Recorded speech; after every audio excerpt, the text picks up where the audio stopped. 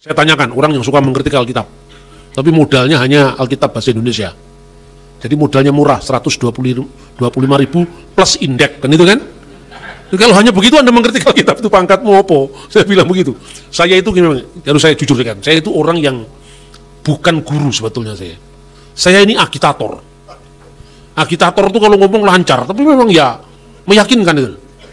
Tapi kalau disuruh ngajar, saya tidak telaten. Makanya supaya nggak ditanya cepat-cepat, saya habisi aja supaya nggak ada pertanyaan lagi. Supaya cepat selesai, tapi yakin dulu gitu loh. Karena apa? Kalau kita ngajar satu-satu, itu nggak selesai-selesai. Nanti kita kalah lagi dalam pergerakan. Ngerti ya saya maksud Bapak Ibu? Saya perlu lihat perkembangan orang luar tuh, ngeri juga sekali saya.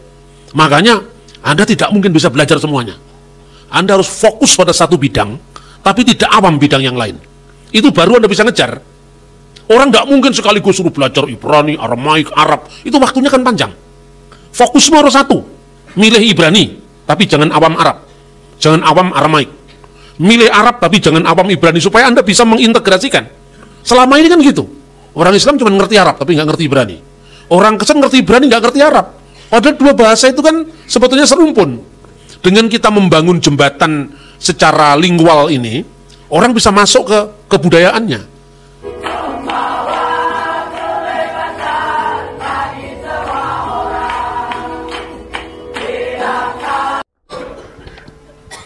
Kita lanjutkan perbincangan kita ini, dan saya akan mengawali dulu tentang naskah Perjanjian Lama.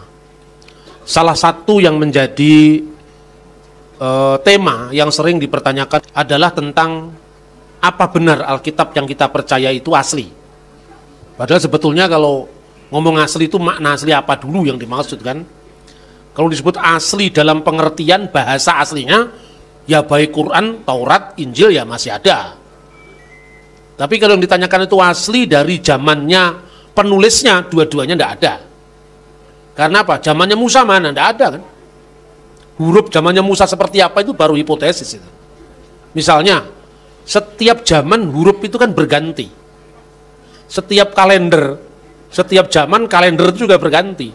Makanya tidak mungkin kita bisa mengerti misalnya penanggalan Natal hanya dilihat dari kalender yang sekarang ini kan tidak mungkin. Karena harus melihat bagaimana aneka cara perhitungan waktu, apakah itu zaman kalender Julian, kalender Gregorian, harus dilihat kalender Yahudi. Yahudi pun yang harus utama pakai kalender bulan, ya, kalender Yahudi itu. Tapi itu pun sebelum atau setelah pembuangan ke Babel itu berubah-ubah. Jadi kita kalau kita bicara tentang masalah apa namanya Al-Quran dan Alkitab, tentu ini beda. Pendekatannya juga harus beda. Kenapa? Al-Quran itu kitab yang muncul dari satu zaman. Satu nabi, yaitu Muhammad, penerima wahyu dalam pandangan Islam. Satu bahasa, ya bahasa Arab di zamannya Muhammad. Satu sistem kalender hijrah di zamannya Abu Bakar. Yang bikin kalender kan zamannya Abu Bakar itu. Ya kan? Maka lebih mudah. Tapi ketika kita membaca Alkitab, tentu tidak semudah itu. Karena mulai dari kitab Kejadian dari zamannya Musa, kira-kira tahun 1400 sebelum Masehi, menurut kalender dini. Kalau menurut kalender yang ada tokoh yang mengatakan tahun abad ke-12 sebelum Masehi, kita tidak persoalkan itu.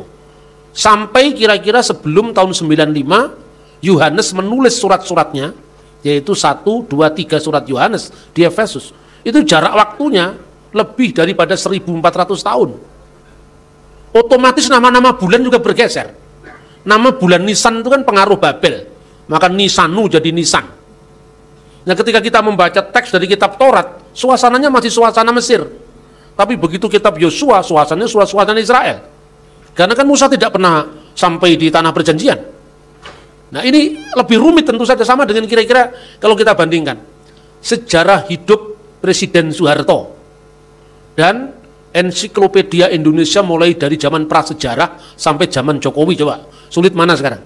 Kalau bicara tentang riwayat hidup Pak Harto, bahasa Jawa, bahasa Indonesia, bahasa Inggris cukup. Tapi kalau bicara tentang misalnya prasejarah Indonesia sebelum abad keempat, di mana itu Indonesia informasinya? Tidak ada. Informasi lokal nggak ada. Kan Prasasti Kutai abad keempat itu, zamannya Mula Warman. Tetapi syair India dari abad pertama Masehi, misalnya Srimad Valmiki Ramayana, sudah menyebut Indonesia. Bahkan Papua itu disebut. Dalam syair Valmiki itu kan abad ke pertama ya, tahun 120 atau awal abad kedua lah kira-kira. Yatna wantu Yawa Dwipam Sapta Raju Pasu Bitam Swarna Rupiaka Dwipam Swarna Karaman Ditam Jawa Dwipa Mati Kramya Sisirunama Parwata. Itu bahasa apa itu? Nah, kan Anda nggak ngerti itu, jangan ngerti Alkitab. Kenapa? Bahasanya cuma bahasa Inggris, bagaimana Anda bisa ngerti Alkitab? Suasana kebudayaannya, arkeologinya kita tidak tahu. Zamannya India itu abad pertama Masehi, Yawa Dwipa, jelajahilah pulau Jawa.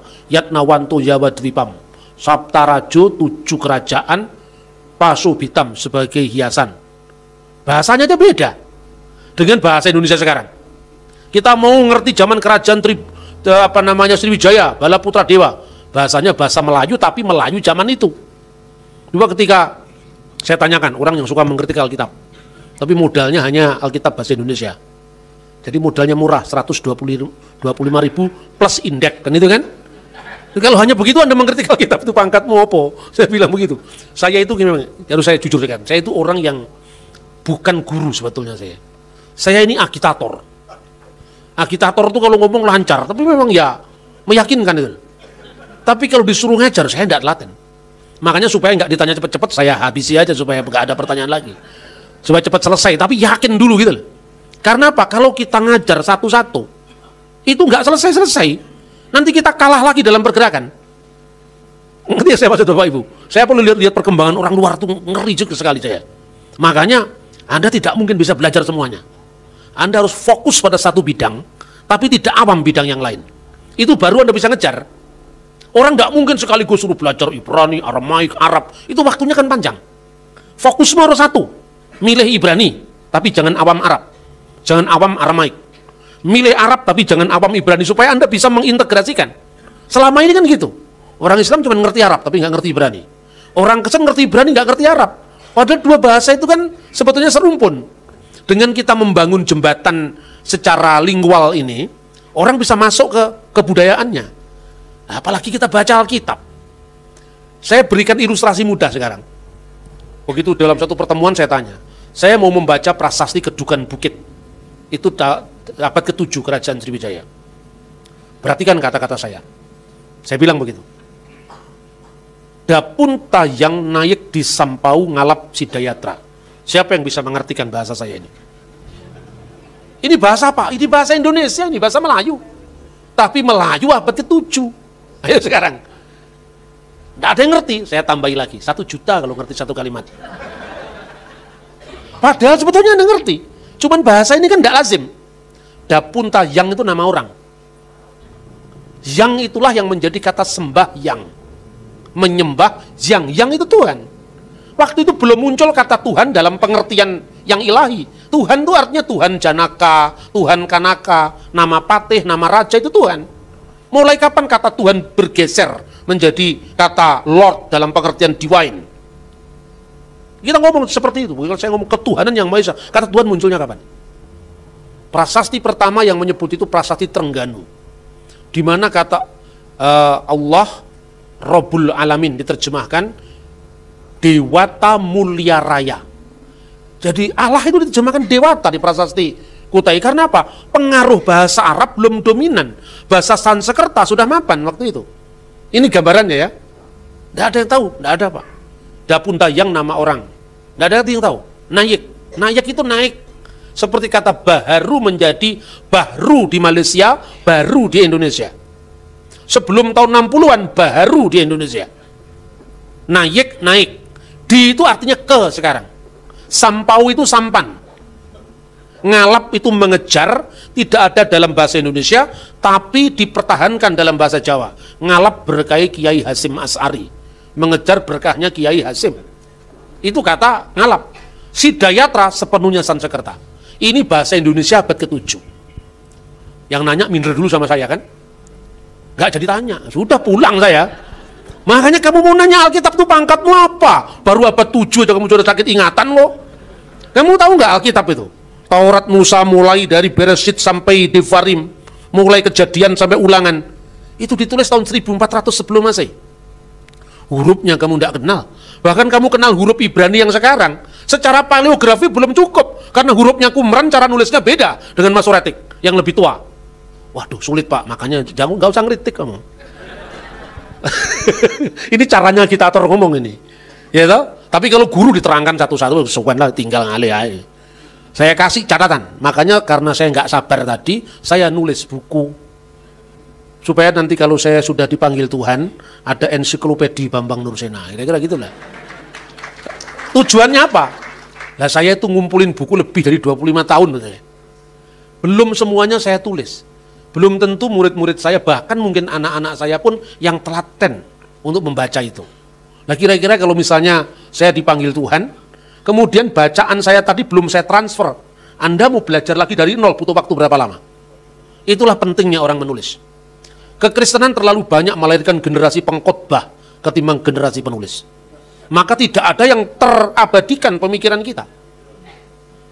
Plato menulis buku, Aristoteles menulis buku, Plato menulis buku, tapi Sokrates tidak. Untung pemikiran Sokrates dikenal sama muridnya Plato. Tapi seandainya Sokrates menulis buku, pasti lebih panjang lagi kita mengerti Sokrates. Bung Karno menulis buku, di bawah Benar Revolusi jilid 1, jilid kedua. Tapi banyak founding fathers kita tidak menulis buku. Pemikirannya hilang di telang zaman. Ini baru tahun berapa, di abad berapa. Ini Alkitab dari tahun 1400 sebelum Masehi terabadikan sampai hari ini. Loh, mestinya kan kita justru bangga toh. Nah, makanya saya lihat. Mari tayangannya. Perhatikan ini gambarnya siapa? Paus Yohanes Paulus kedua. Ini Rabi Yahudi di Yerusalem. Ini Patriark Gereja Ortodok di Yerusalem. Perhatikan, duanya ini percaya Tuhan Yesus, ini nggak percaya Tuhan Yesus. Kitab yang dia baca ini apa? Perjanjian Lama. Kok bisa Yahudi nggak percaya Yesus, Paus percaya Yesus, Patriark percaya Yesus, kok Alkitabnya masih sama? Nah ini, perhatikan. Terus kue nuduh Alkitab palsu itu sing asli sing endi? Tunjukkan sekarang itu loh. Nah, pola pembuktian seperti ini kan nggak banyak dilakukan orang. Makanya sebetulnya teolog itu perlu belajar hukum. Kayak saya begini. Karena kalau Anda belajar hukum itu kan ada itu alat bukti itu bagaimana memunculkan gitu kan. Karena teolog itu sejak awal sudah dipercaya. Percaya saja, percaya tok, tesen gitu loh. Karena kalau orang sejak lahir Kristen percaya saja cukup. Tapi ketika iman kita dikomunikasikan kepada orang lain nggak cukup. Karena orang ini nggak percaya dengan apa yang kita percaya. Harus ada jembatan untuk komunikasi. Pertanyaannya, Kristen dan Yahudi ini berpisah 2000 tahun. Kapan Kristen mulai berpisah dengan Yahudi? Konsili Yamnia, dekatnya Tel Aviv. Ketika orang Kristen dikutuk orang Yahudi. Terkutuklah orang Nosrim dan Malsinim. Para pengumpat itu termasuk Nosrim itu Kristen, Saduki itu dikutuk sama orang Parisi. Karena Parisi yang bikin fatwa itu. Ya toh? Terus kemudian ditambahkan yang namanya Birkat Haminim. Kutukan terhadap orang minim, orang sesat. Ya. Nah itu tahun 90-an Masehi. Tetapi kenapa Tauratnya Kristen sama dengan Tauratnya Yahudi? Nah terus kemudian pihak yang nuduh itu mengatakan kitab Taurat adalah kitab yang diwahyukan oleh Allah kepada Nabi Musa melalui malaikat Jibril. Naskahnya mana sekarang? Yang turun itu turun dari mana? Begitu dia lihat kitabnya orang Kristen nggak turun, lah ini palsu. Lah kamu yang paling baru bikin definisi, buktikan dulu kalau definisi benar. Oh memang Alkitab tidak pernah turun dari mana-mana kok. Yang ngomong turun itu kan kamu. Kamu ngomong turun berarti kamu yang harus membuktikan kapan turunnya. Kan begitu kan? Nah terus zamannya Musa itu bahasanya apa? Kan tidak mungkin kalau zamannya Musa bahasanya Arab. Kan tidak mungkin misalnya di zaman Abraham ada nama orang Azar misalnya. Kan bapaknya Abraham namanya Azar. Ya toh? Dalam versi Islam. Kalau versi Kristen adalah Terah. Nah ternyata penemuan arkeologi dari Leonard Woolley tahun berapa? 1930-an sampai 1960-an itu ternyata ditemukan kota-kota kuno di Ur itu, antara namanya Tel Turahi, Tel Nahur, Tel Seruk, Tel Haran kok mirip nama Terah, Haran, Seruk, Nahor. Iya kan? Nah ini arkeologi yang membuktikan. Ini tapi ini turun apa ya? Sekarang lah turun itu kan keyakinanmu. Orang lain kan nggak mau turun, kamu yang turun sendiri kok. Kira-kira seperti itu. Lah ini bukti kan? Yang tidak percaya Yesus, yang percaya Yesus, kok kitabnya sama? Ya kita lanjutkan. Sebelum kita memiliki penemuan laut mati, yang disebut penemuan Qumran, The Dead Sea Scroll. Naskah Alkitab yang kita miliki yang paling tua ini. Itu untuk perjanjian lama, perjanjian baru nanti habis ini. Setengah jam. Ya. Yang perjanjian lama ini disebut naskah Masoretik. Dalam naskah Masoretik itu mulai ada tradisi untuk menghidupkan huruf-huruf konsonan itu dikasih vokalisasi, ya. Ya kemudian ini bisa kita baca. Nah, tapi ada 3 naskah Masoretik ini yang disimpan dan ditemukan pertama kali di Genisa, itu sinagog di Kairo. Kalau Anda ikut ke Israel, ya, itu ada sinagoga di Kairo lama. Yang kedua Leningrad itu di Rusia, dan yang ketiga adalah naskah Aleppo yang ditemukan di Syria. 3 naskah ini yang dikenal naskah Masoretik semuanya berasal abad 9 akhir sampai akhir abad ke-11. Pada tahun 1947 ditemukan kembali naskah-naskah Qumran yang dikenal dengan naskah-naskah Laut Mati. Ya, waktu itu ada seorang gembala Bedouin namanya Muhammad El-Dib. Kemudian dia bawa naskah itu, ketika dia melemparkan batu di mulut gua, terdengar bunyi pecahan, lalu dia cari, ternyata itu kulit binatang, gulungan dalam kulit binatang di tempayan. Ada 7 gulungan yang kemudian dibawa ke Yerusalem. Kok kebetulan yang menemukan itu adalah seorang uskup dari gereja Syriak Ortodok namanya Mar Yesui Samuel. Kebetulan di gereja Syriak Ortodok itu bahasa Aramaik masih hidup di gereja itu. Kalau di gereja-gereja yang lain cuma mengenal kata Maranatha, Talitakum, di situ setiap hari liturginya pakai liturgi Rasul Yakobus, bahasanya bahasa Aram. Kalau waktu itu kira-kira yang menemukan pendeta HKBP tidak akan terjadi. Itu kan? Makanya dengan jembatan bahasa Aram itulah dia mulai melihat bahwa Pesher Habakuk ini tafsiran kitab Habakuk dalam bahasa Aram, aslinya bahasa Ibrani. Disitulah mulai ditemukan namanya Targum Ayub. Terus pertemuan setelahnya. Jadi Targum itu bahasa Aramaik, artinya bahasa Arabnya tarjamah, terjemahan, tapi terjemahan yang agak bebas, interpretatif gitu ya. Setelah itu kemudian sampailah naskah ini kepada seorang ahli bahasa Ibrani, dia orang Yahudi, namanya Profesor Eliezer Sukenik. Lalu diusulkan ada 2 cara untuk menguji naskah itu. Pertama, cara menguji secara paleografi. Bentuk tulisan itu kan berkembang. Bentuk tulisan di zaman Soekarno itu hurufnya miring, terus terangkai. Zaman Soeharto sudah mulai tegak begini. Zaman milenial enggak karu-karuan, ya kan? Itu kan kelihatan orang tuh nulis di zaman tahun berapa itu loh. Ya, itulah paleografi, mudahnya begitulah. Mudahnya begitu. Nah, ternyata dari paleografi itu ada jejak-jejak tulisan lama. Misalnya, tulisan dari zaman Raja Daud, itu namanya Paleo-Hebrew. Paleo-Hebrew ini ternyata tidak hanya muncul di tulisan pada zaman Raja Daud, misalnya penemuan kalender Geser. Jadi kalender tentang bercocok tanam, bulan-bulan untuk menabur benih, bulan-bulan untuk panen, itu muncul dalam kalender Geser. Ada lagi prasasti Teldan, prasasti Kolam Siloam, itu semua ditemukan. Arkeologi Bible itu.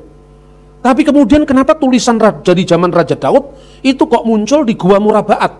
Selain 11 gua ditemukan Alkitab tadi ditemukan di gua-gua Murabaat, surat-surat Bar Kokhba. Lalu ada mata uang zamannya Bar Kokhba yang aku Mesias dibenarkan oleh Rabi Akiba tadi. Nah di situ kok ada tulisan tulisan berbahasa Ibrani tapi hurufnya Paleo-Hebrew. Ini ada apa ini? Para ahli menyimpulkan, oh ternyata tulisan dari Raja Daud itu dibangkitkan kembali agar umat Israel mengenang kebesaran mereka. Maka tulisan dari tahun 1000 sebelum Masehi dibangkitkan kembali pada zaman Bar Kokhba tahun 135 Masehi. Ini data-data yang cukup menarik, ya. Nah, kemudian pada zaman dinasti Makabe dikembangkan tulisan lagi namanya Hasmonaim, atau orang Inggris punya Hasmonaim. Itu zamannya Makabe ketika penahbisan Bait Allah, itu tahun 164 sebelum Masehi ditemukan di Qumran. Lalu ada tulisan Herodian, huruf-huruf di zamannya Herodes, masa-masa menjelang Tuhan Yesus sampai zamannya Tuhan Yesus. Lengkap sudah, ada Paleo-Hebrew, ada Hasmonaim, ada Herodian. Lalu tinggal melacak, berarti Qumran itu dihuni tidak hanya pada satu zaman. Lalu pikirkan oleh para sejarawan antara kira-kira zamannya Yonatan Makabe sampai tahun 68 setelah Masehi. Itulah Qumran. Berarti kitab-kitab yang ditemukan di sana itu ada kitab yang jauh lebih tua dari abad pertama. Itu misalnya pecahan-pecahan dari kitab Ulangan, ya, dari kitab Keluaran. Lalu kenapa? Karena sebelum mereka masuk ke Qumran itu, mereka sudah membawa gulungan kitab mereka yang ditulis sebelumnya di Yerusalem. Jadi ini pustaka dari berbagai zaman. Hampir seluruh dari 11 gua itu ditemukan Alkitab semuanya naskah, kecuali kitab Ester. Nah ini yang menarik sekali ya. Setelah dibandingkan selain dari paleografi, ada uji karbon C14. Ditemukan naskah itu sekitar abad kedua sampai sebelum Masehi sampai abad pertama Masehi. Hebohlah dunia saat itu. Ternyata naskah-naskah itu setelah dibandingkan tidak jauh bedanya dengan naskah Masoretik. Cara penulisannya bisa beda. Misalnya nulis kata Elohim itu dalam naskah Qumran ditulis dengan 6 huruf. Di dalam naskah Masoretik ditulis dengan 5 huruf. Alef, Lamed, He, Yod, Mim. Tapi dalam naskah Qumran matras leksionisnya itu Elohim, Lamed, Waw, Yod, Mim. Elohim. Apa ini pemalsuan? Sama dengan Anda nulis Pancasila dengan TJ dengan C. Oh, Pancasila zaman Bung Karno sebelum tahun 72. Satunya setelah tahun 70-an. Ejaan yang disempurnakan itu kan. Tapi naskah yang lama dan yang baru dua-duanya masih ada. Daripada kita ngomong, inilah naskah yang dijaga oleh Tuhan seru sekalian alam. Tidak ada yang menandingi naskah ini. Nah itu kan karepmu. Buktinya mana? Lah orang lain yang nggak ngerti bahasamu kan nggak mungkin. Gitu loh. Saya berikan contoh. Itu teman saya ini orang-orang asing itu sudah nginjek kaki saya. Kamu dideportasi loh, macam-macam kamu. Enggak, saya bilang, ada di tempatmu ada. Bahasa apa namanya? Bahasa Jawa. Bahasa apa itu Jawa? Kami itu punya ribuan bahasa. Bahasa yang paling indah itu bahasa Jawa, saya bilang. Ya karena saya ngertinya cuma Jawa. Saya disuruh ngomong Papua juga nggak ngerti. Lalu parameternya apa ngukur itu bahasa yang paling indah? Ini mitos yang dikembangkan. Lalu saya disuruh kasih contoh. Coba kamu berikan contoh. Bahasa yang paling indah itu seperti apa? Nah, kan kalau itu aturan-aturan bahasa Arab itu kan ada, kalau orang Jawa nyebut guru lagu. Di Arab itu kalau subjek itu ada namanya mansub, itu majrur ya.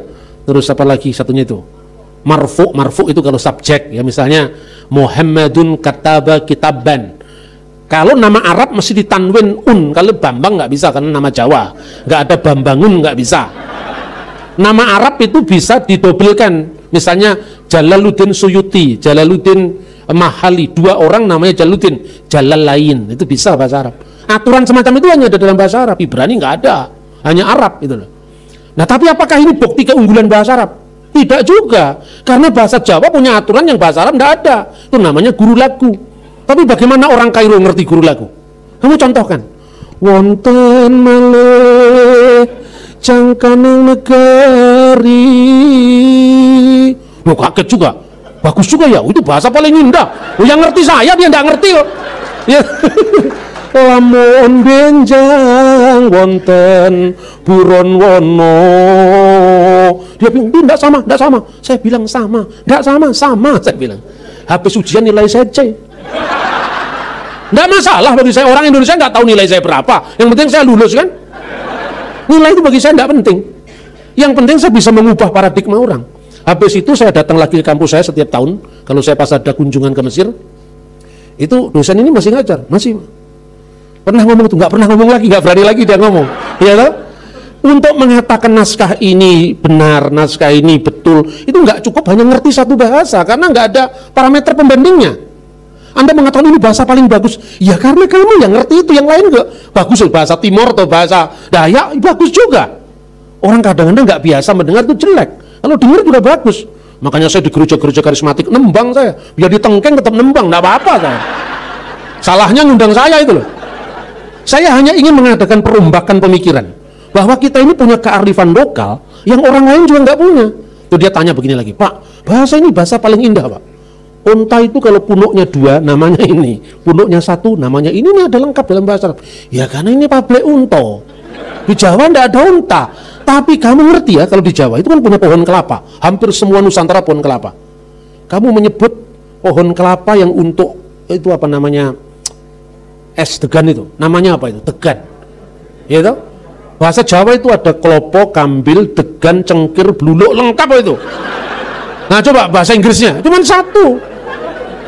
Padi, sekarang padi. Ketika padi itu menjadi siap dinanak, namanya beras. Setelah matang namanya nasi. digoreng dan nasi goreng, dicampuri bakmi, nasi goreng mawut, ya kan? Lengkap toh. Tapi ketika dia masih dalam kondisi belum bisa ditanak, namanya gabah bahasa Jawa. Sisa gabah yang ditumbuk itu namanya bukan merang, ya. Terus yang kecil-kecil pecah nasi namanya menir, kan lengkap kan? Bukan menir Belanda. Apa bukti bahasa Jawa lebih baik? Gitu loh. Jadi pola pikirnya mesti dirombak. Tapi kalau begini, kalau yang saya katakan, naskahnya semua orang bisa lihat kok, bukan subjektif gitu loh. Jadi kita ngelawannya secara budaya. Kamu kalau orang itu ngomong terus-menerus begitu, kan kemungkinan dua, dianggap dia orang gila. Yang kedua, yang mendengarkan yang ikut gila. Oh iya ya bener ya, kan gitu kan? Gitu loh. Jadi banyak contoh-contoh seperti itu. Misalnya ini orang Kristen ini mau menjadi Islam. Ya bagi saya orang mau pindah agama itu biar aja. Ngomongnya begitu, dan batin saya nggak ngomong begitu. Ini orang Indonesia itu kalau polos-polos kan susah kan kita ini kan? Ya, tapi saya bilang, dasarmu apa? Kalau kamu mengambil keputusan, ya silahkan. Tapi sebelum mengambil keputusan, teliti dulu apa benar klaim-klaim seperti itu. Gitu loh. Jadi saya hanya ngajak orang mikir. Ya, saya lanjutkan supaya nggak panjang. Nah, sebelumnya apa ini? Sebelumnya. Jadi setelah ditemukan The Dead Sea Scroll ini, naskahnya ini, ya, ini isinya dari kitab Yesaya, panjangnya 731 cm, lebarnya 31 cm. Ini setelah diuji dengan radiokarbon dan paleografi, ternyata ditulis dari tahun 150 sebelum Masehi. Yesaya utuh itu naskahnya. Kalau Anda mau lihat ini, ikut saya ke Israel. Ya, betul. Sebab tidak semua grup masuk ke museum. Grup saya masuk ke museum. Supaya apa? Loh, orang kita punya naskah 2000 tahun kok kita tidak sampaikan. Nah ini jelas toh. Paleografi bisa dibuktikan. Soal ada perbedaan misalnya varian-varian teks, itu wajar. Jadi gini, bukan sekedar Yahudi dengan Kristen. Sekarang saya kasih yang lebih tua lagi, Samaria. Orang Samaria yang kita kenal sebagai orang Samaria baik hati, normatif. Ceritanya dalam Injil Lukas. Tapi orang Samaria itu meninggalkan naskah bagi kita, Torah Somron, Torah Samaria. Di situ memang ada beberapa perbedaan. Misalnya ya, dan perbedaan itu membawa arti. Misalnya gini, Kejadian pasal 22 ayat 2. Dalam teks Masoretik yang dianut orang Kristen dan orang Yahudi, itu bunyinya begini. Wayomer, dan berfirmanlah, maksudnya Tuhan, Chachna et bincha et yehidcha aser achabta et yitsak vileh leka el aret hamurya. Ambillah anakmu yang tunggal yang kau kasihi, Ishak, dan bawalah dia ke tanah Muria. Ke tanah Muria, Gunung Muria itu. Muria, bukan Muria, Jawa Tengah. Muria, Bukit Muria yang sekarang jadi Bukit Bait Allah itu loh. Dalam naskah Samaritan tidak disebut Muria tapi More. Vileh leka et aret hamore. Dia itu huruf vav dengan huruf alef. Bedanya. Oke, itu kita akui, nggak jujur. Titik komanya berasal dari Roh Kudus, nggak usah begitu. Memang itu varian naskah, ya toh. Yang kedua, orang Samaria mengembangkan nikut tersendiri, vokalisasinya tersendiri. Misalnya, dia menyebut bukan Bereshit tapi Barasit, dibaca A. Bara, Elohim huruf H-nya hilang, bukan Bereshit bara Elohim tapi Bereshit bara Aluwim. Jadi huruf H-nya dibaca W, tapi tetap huruf H-nya muncul di situ. Cara bacaan ini tidak mengubah makna, karena dia mengembangkan pola bacaan sendiri. Tetapi yang ada perbedaan bacaan tadi kita akui. Bagi kita orang Kristen bagaimana? Apakah orang Kristen bingung? Tidak perlu.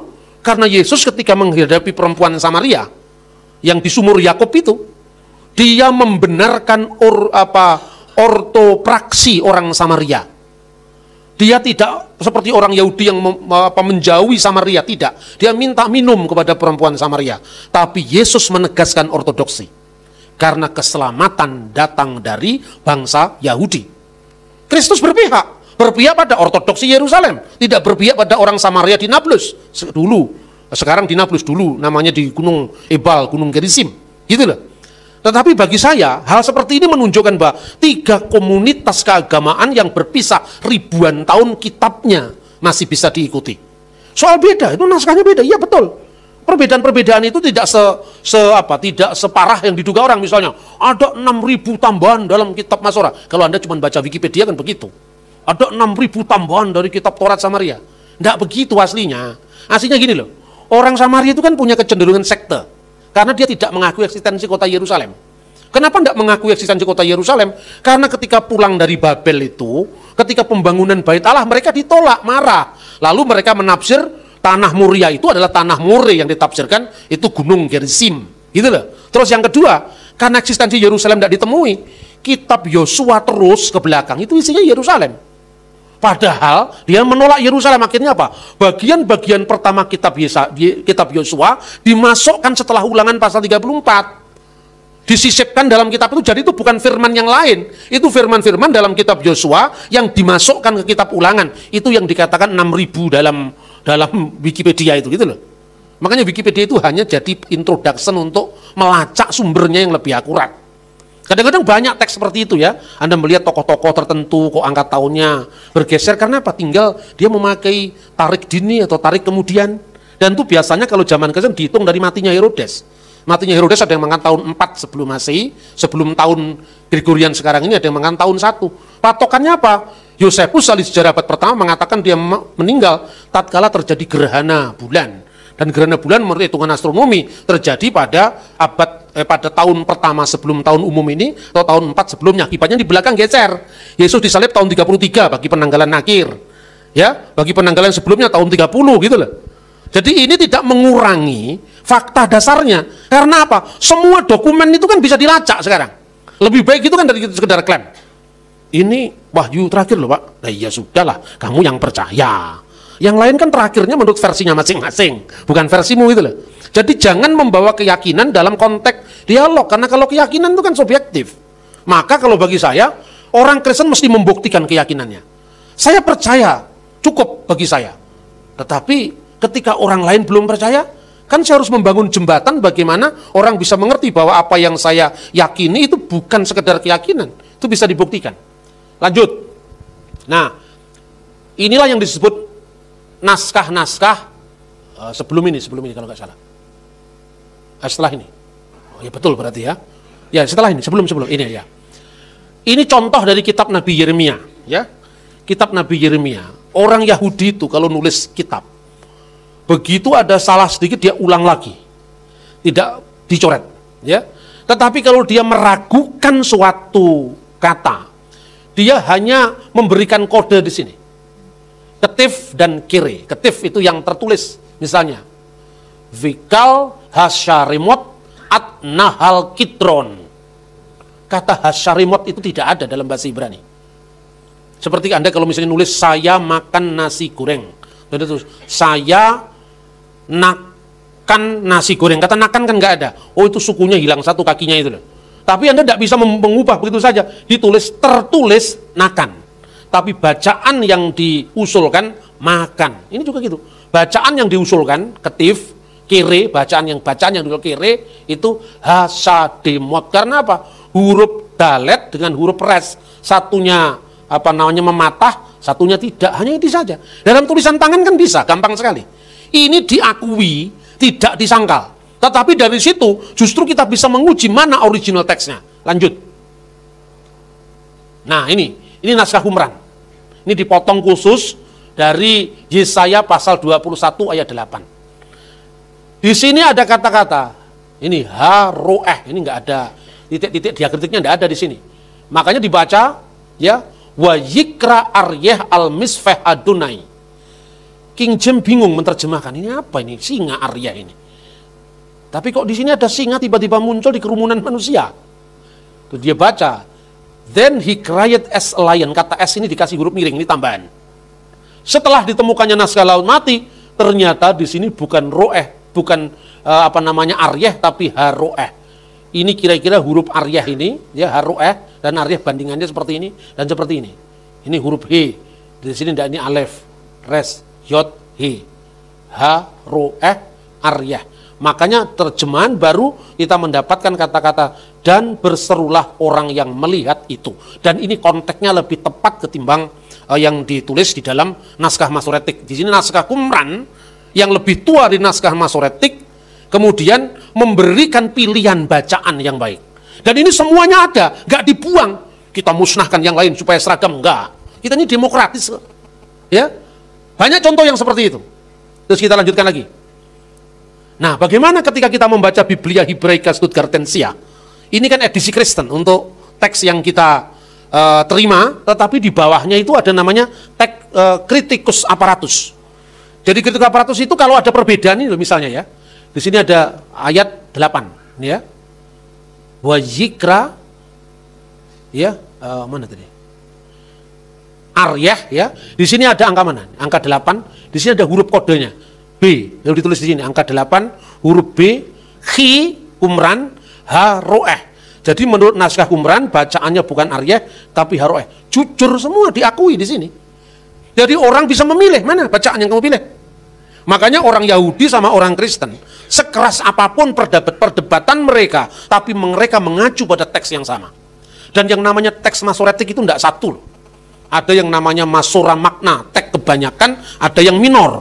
Beberapa naskah yang minor itu kadang-kadang yang dipilih oleh orang Kristen. Dan ini banyak hal yang terjadi seperti misalnya kitab Mazmur pasal 22 ayat 17, kalau urutan Inggris 16. Itu tertulis begini.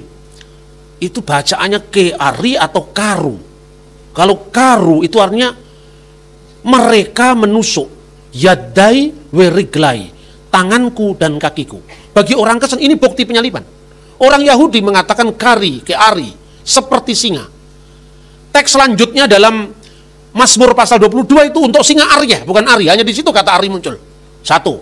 Kemudian ternyata di naskah Masoretik itu ada pilihan bacaan yang Masora Magna itu huruf yod, ya. Yang ada 3 naskah kalau tidak salah menyebut itu karu, mereka menusuk. Setelah ditemukan teks Qumran, khususnya penemuan di gua Nahal Hefer, ternyata bacaannya huruf waw, bukan huruf yod. Karu yadai weriglai. Berarti King James tidak ngarang. Lembaga Alkitab tidak ngarang karena ada bukti naskahnya. Usut punya usut, ternyata pada abad ke-15 ada seorang Yahudi yang masuk Kristen, namanya Yakub ben Chaim. Makanya kemudian naskah ini kelihatannya dihindari. Tapi 2 naskah yang menyebut seperti singa tanganku dan kakiku. Ari seperti singa, keari seperti singa. Satunya karu, mereka menusuk. Huruf terakhir vav itu kan menunjuk mereka di belakangnya itu. Ini sama dengan bahasa Arab. Misalnya bahasa Arab misalnya berpuasalah kalian, ya. Summu mim lalu waw di belakang. Itu menunjukkan subjeknya ini menunjuk kepada orang banyak. Kalau satu ya summu itu saja. Jadi itu bisa dilihat, ya, tapi nggak usah masuk ke sana lah, ini pusing nanti Anda. Tapi paling tidak percaya sama saya, ini memang buktinya lengkap. Ya, lanjut. Ini bukti tentang perbedaan penulisan. Ini saya katakan, Ha Elohim. Ini Hebrew Bible, Masoretik. Ini naskah Qumran ditulis dengan 6 huruf. Begitu juga Adonai ditulis dengan 6 huruf, satu ditulis dengan 5 huruf. Ini bukti-bukti naskah Mazmurnya, potongannya ditemukan.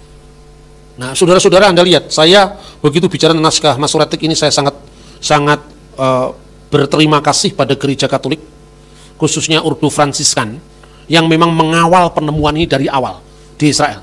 Kalau kira-kira nggak ada Kardinal Ratzinger yang akhirnya menjadi Paus Benedictus XVI, mungkin kacau balau itu. Karena apa? Karena naskah Qumran itu, waduh, luar biasa itu kesalahpahaman orang luar. Kristen sendiri aja yang populer-populer itu, orang Kristen populer yang nggak pernah mikir serius itu, menyalahpahami Qumran. Dan ini kacau balau ini. So, kode rahasia membaca Qumran, rahasia dari mana itu? Rahasia dari mak lampir apa? Orang naskah-naskah jelas begini kok dipakai kode rahasia. Orang yang percaya itu, yang begitu? Ini yang nulis ini orang hebat Pak, orang hebat tapi dia wartawan, nggak ada kaitannya dengan studi klasik gitu kan? Gitu loh. Banyak yang makanya muncul itu tulisannya Dead Sea Scroll Qumran pertama kali itu yang nulis orang Muslim itu. H.M. Rasidi, Menteri Agama pertama kali. Mengapa saya tetap memilih Islam? Lah kamu mau Islam atau enggak, urusannya apa dengan Qumran? Enggak ada hubungannya itu, iya kan? Tapi ya sudah itu. Pokoknya yang satu ini pede sekali, yang Kristen minder, wardah itu kompleks. Itu masalahnya. Anda belajar berapa tahun di STT, mana tulisanmu? Mana karyamu? Orang cuma menulis tesis, menulisnya hanya fokus yang diteliti itu, tapi implementasi belajar itu mana untuk konteks ini gitu. Makanya saya ini terus terang aja, saya lebih baik nggak jadi pendeta saya. Kalau begini, kalau pendeta kan dicari kelemahannya. Pak Bambang ngomongnya kasar. Kalau saya kasar memang bukan pendeta, mau apa kamu kan? Enak jadi saya kan?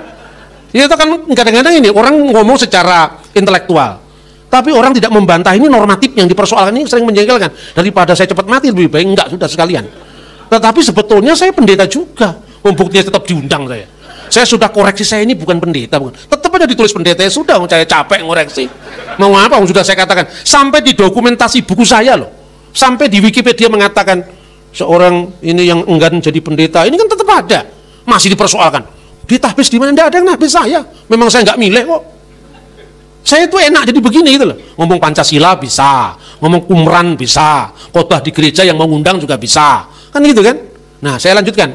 Ini bukti-bukti. Nah, inilah Shrine of the Book, tempat di mana apa namanya? Laut mati, naskah laut mati disimpan ya. Itu di apa namanya? Di Israel ya. Nah, itu untuk perjanjian lama.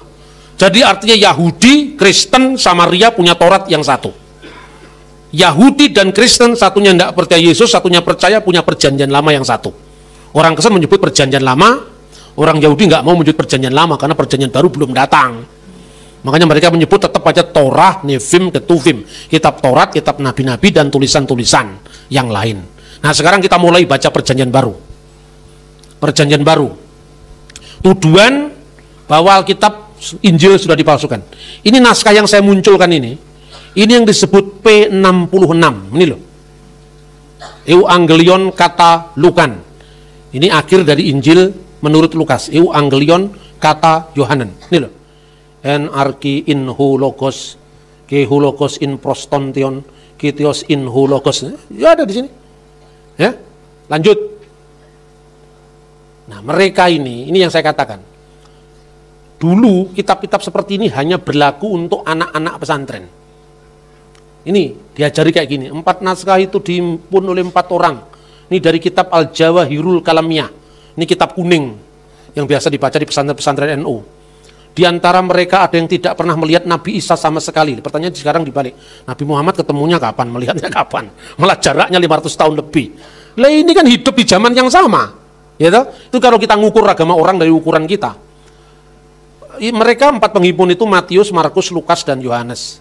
Injil dari 4 naskah tadi ada pertentangan satu sama lain dan banyak hal. Sebenarnya kaum Nasrani memiliki banyak naskah Injil selain 4, tetapi setelah lebih dari 200 tahun dari diangkatnya Nabi Isa, mereka sepakat untuk tidak memakai naskah Injil selain yang 4 tadi untuk menghindari banyaknya pertentangan antara yang satu dengan yang lain di antara naskah-naskah itu. Buku ini judulnya Tarjamah Jawahirul Kalamiyah, Jawa Pegon, ya, Jawa tulisan Arab dan bahasa Indonesia. Ini diterjemahkan oleh Ahmad Sunarto, penerbit Al-Miftah untuk Madrasah Ibtidaiyah, sekolah dasar dan pesantren. Ini kurikulum untuk anak SD kelas 5 atau kelas 6. Diajari begini. Ya benar yang ngajar, salahnya kita. Kenapa kita tidak melengkapi anak-anak kita?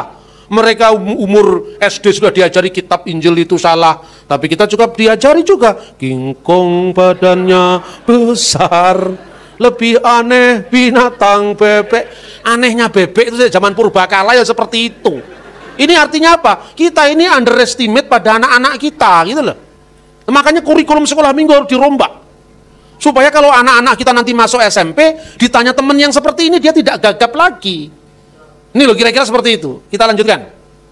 Ya, kalau ini tadi naskah dari abad pertama, awal abad kedua lah, tahun 120 Masehi. Pertanyaannya, Rasul Yohanes meninggal tahun berapa? 96 Masehi. Berarti jaraknya 120 diambil 96. Hanya berapa tahun? 24 tahun itu. Itu zaman Pak Harto mengunjungi Tapos itu. Masih muncul itu di berita guntingan koran-koran Kompas tahun itu 98. Iya toh? Artinya apa? Ini sangat bisa dibuktikan dan kita memiliki naskah perjanjian baru. Ini yang lama ya. Ini hurufnya belum ada tanda-tanda titik koma. Baru ini dimunculkan ini kan.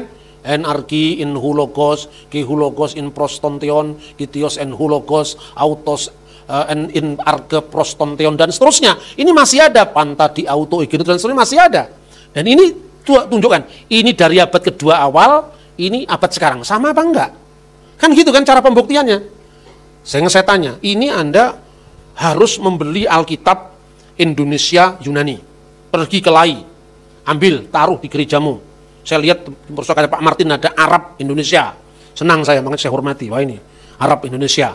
Dibaca atau enggak itu urusan belakangan. Yang penting kalau ada orang masuk sini, referensinya lengkap gitu loh. Anda orang datang yang satu ini juga enggak tahu juga. Kan kalau saudara kita muslim itu kalau baca Quran yang penting asli walaupun tidak mengerti. Kalau kita yang penting ngerti walaupun tidak tahu yang asli kan itu kan. Nah alangkah baiknya kalau Anda ngerti dan asli kan itu kan. Keaslian di Kristen dibuktikan. Lanjut. Coba time gap-nya naskah-naskah kuno ini. Misalnya sekarang tulisan Homer, Herodotus, ini yang saya kutip berkenaan dengan sejarah kuno. Ini bapak ilmu sejarah. Abad ke-5 sebelum Masehi. Naskah tertuanya ditemukan tahun 900. Berarti time gap-nya 1350 tahun. Jumlah naskahnya cuma 8. Kita disuruh menghafal namanya Plato. Hidup tahun 400, naskahnya tahun 900 setelah Masehi. Time gap-nya 1300 tahun, jumlah naskahnya 7. Paling banyak tulisan Homer 664, jarak naskahnya time gap-nya 400 tahun, dan yang kedua itu adalah nih tulisan sejarawan Yunani ini 200, ya. Tetapi perjanjian baru kita punya lebih dari 5000, coba bayangkan. Dan ada naskah yang hanya berjarak belasan tahun. Apa itu? Naskah P46.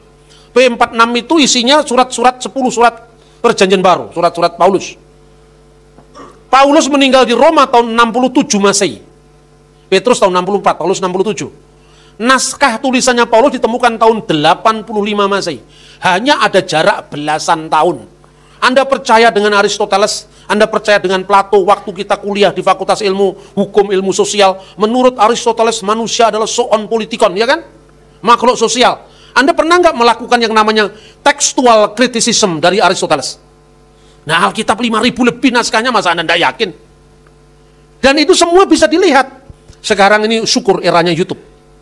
Tahun 96 saya mengunjungi Biblioteka Bodmeriana untuk melihat naskah ini. Sekarang Anda cukup klik di Google, Anda akan ketemu WWLI Bible Papyri. Anda akan ketemu naskah-naskah yang saya ceritakan ini. Kurang apa sekarang? Anak-anak kita yang pegang ini hanya butuh pendampingan narasumber. Karena apa? Ini dunia hutan belantara yang liar sekali. Tapi ketika Anda bisa melihat yang namanya naskah Alkitab dari abad pertama, ketemu di sini. Tinggal iso maca apa ora kan itu kan persoalannya. Tapi paling tidak Anda pede dulu lah. Bisa baca itu nanti. Kalau Anda senang pasti bisa baca. Saya menginginkan seperti itu. Jadi anak-anak kita ini apologetik, tapi tidak menyerang.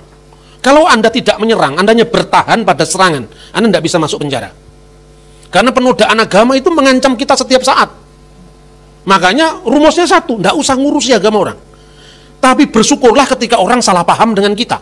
Karena kesempatan kita untuk menjawab tanpa kena tindak pidana penodaan agama. Salahnya sendiri kamu takon, tak jawab.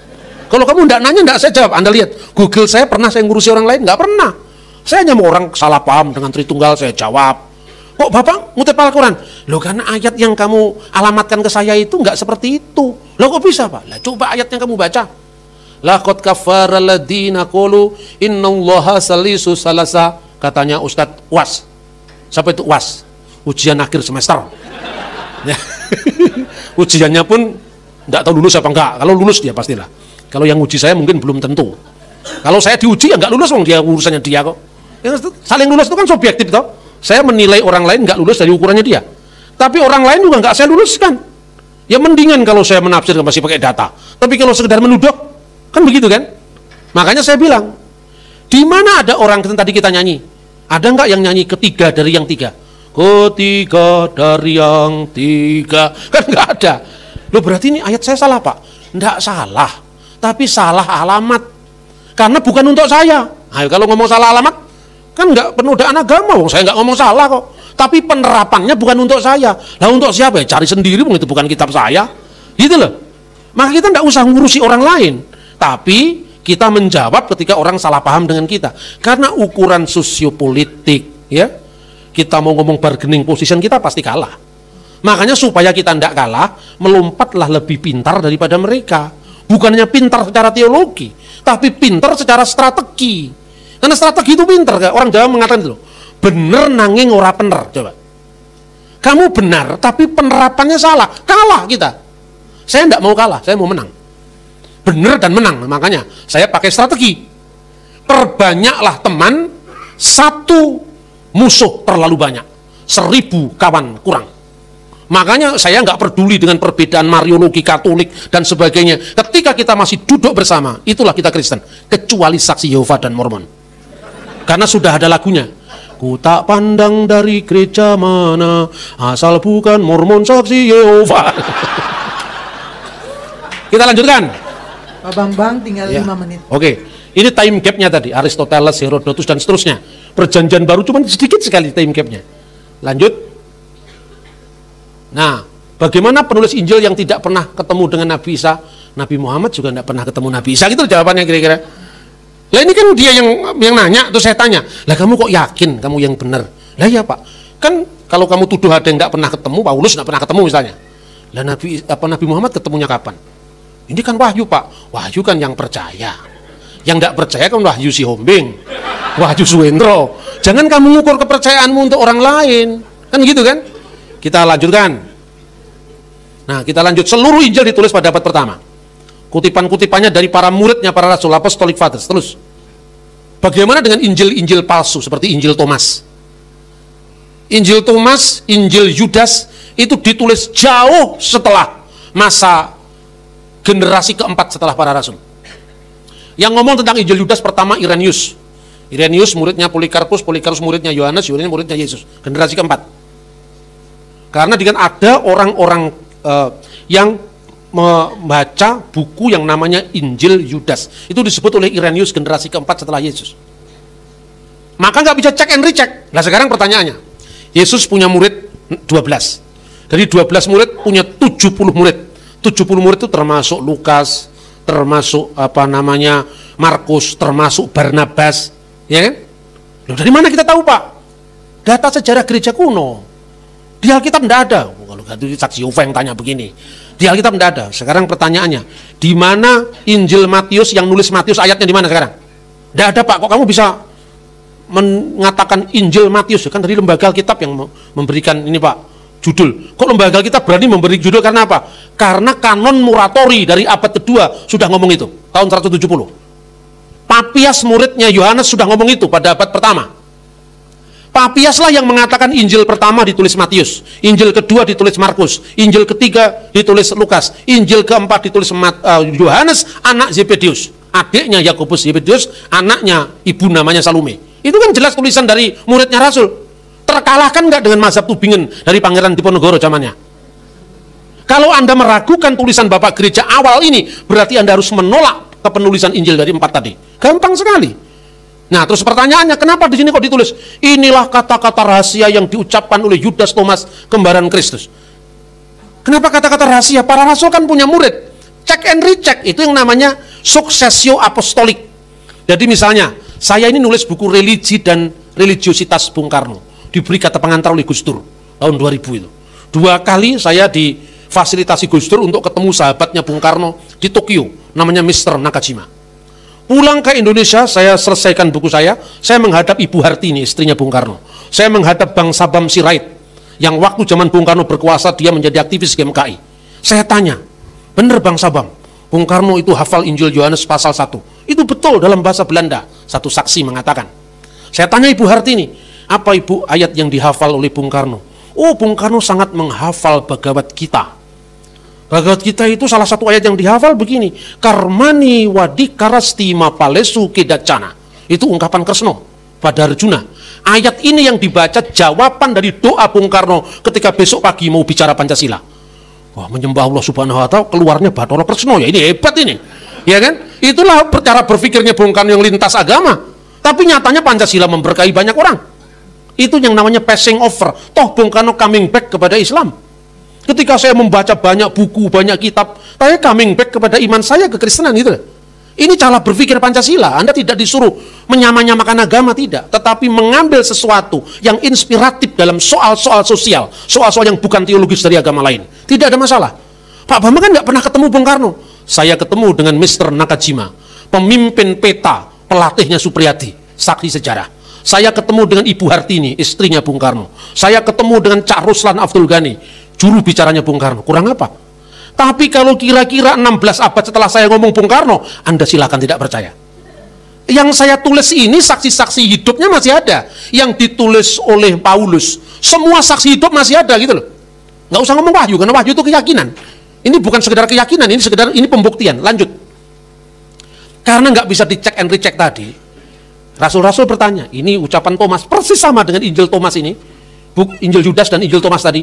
Inilah rahasia wahyu yang dikatakan oleh Yesus dalam percakapannya dengan Yudas seminggu sebelum kematiannya. Gimana ngeceknya? Dia sudah gantung diri. Dicari tokoh yang memang nggak bisa di cross check. Inilah Injil yang namanya Injil Thomas, Injil Yudas. Makanya ini nggak masuk lah. Memang waktu kanon ini belum ada kok. Itu yang dikatakan ada 200 itu yang mana? Orang kan ngomong mudah saja. Muridnya Thomas siapa namanya? Tadius. Tadius punya murid lagi namanya Agius. Ditanya, kamu dulu menginjil di mana? Oh, saya menginjil di sini. Pernah enggak gurumu mengajari? Mengajari apa? Ya entah itu dari gurumu Tadius, Tadius dari gurunya Thomas. Mengajari apa? Ini ada kitab namanya Injil Thomas. Kamu baca logia terakhir, percakapan terakhir. Yesus berkata, usirlah Maria Magdalena itu dari hadapanku, karena seorang perempuan tidak bisa masuk kerajaan Allah. Petrus mengatakan, guru, bagaimana supaya perempuan masuk dalam kerajaan Allah? Suruh dia jadi laki-laki dulu. Ini menjadi ayat LGBT ini, ya kan? Pernah nggak diajarkan seperti itu di Yesus? Oh, enggak pernah ada. Mungkin Thomas pernah diberi ajaran, enggak pernah itu. Saya kan guru, saya kan muridnya Rasul Thomas langsung. Saya enggak pernah diajari seperti itu. Untuk mengantisipasi itu dibuatlah ini. Inilah kata-kata rahasia. Oh, ya rahasia cuman dia yang dikasih tahu, kamu nggak dikasih tahu kok. Kan gampang toh. Thomas juga begitu kan. Inilah perkataan rahasia yang disampaikan oleh Thomas kembaran Kristus. Kan nggak ada cross checknya rahasia. Kalau sudah begini tidur saja kan, nggak ada teksnya. Inilah yang disebut Injil Gnostik, apalagi Injil Barnabas dari abad ke-16. Itu yang saya sebut the Gospel of Gumbale Mukio. Yang disebut Injil Barnabas itu abad ke-16, zaman VOC, Anda percaya itu loh. Saya kira itu dulu, terima kasih.